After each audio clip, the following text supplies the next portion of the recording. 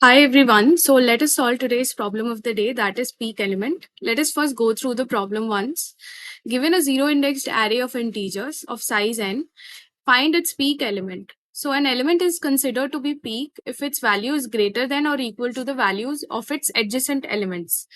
So the array is guaranteed to be in ascending order before the peak element and in descending order after it. Okay.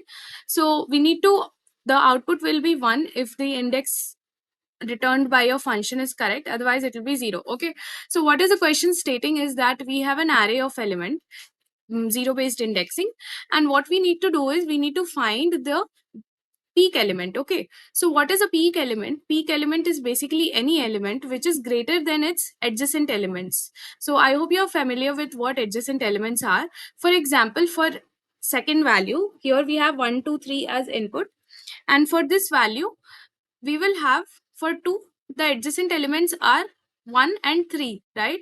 So that is for index I, we have the index for index I, we have I plus 1 and I plus 1 and I minus 1 as its adjacent values, right?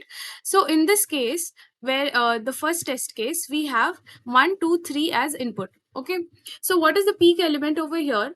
Let us check element by element. So first we have 1. It cannot be a peak element since both of its adjacent values are not smaller than it. Okay, basically the element has to be greater than its adjacent values.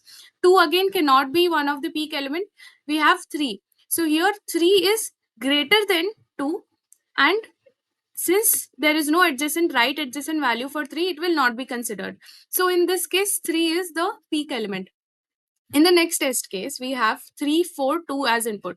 So over here, if you uh, examine 4, in this the adjacent elements are 3 and 2, right? And both of them are smaller than 4. So in this case we have our peak element as 4, so we'll be returning its index instead of the values. Okay, so I hope you're clear with the question. So there are multiple ways of solving this particular problem. What I did was that there is another hint that the array is guaranteed to be in ascending order before the peak element and in descending order after the peak element, right? So in this case what we can do is we can just run a loop and check till the point or the break point wherein the ascending order of the array is getting break. Okay, so basically we need to find the break point wherein the ascending order is ending. All right, so I'll just quickly go through the code. Okay, so this is one of the simplest code that we have.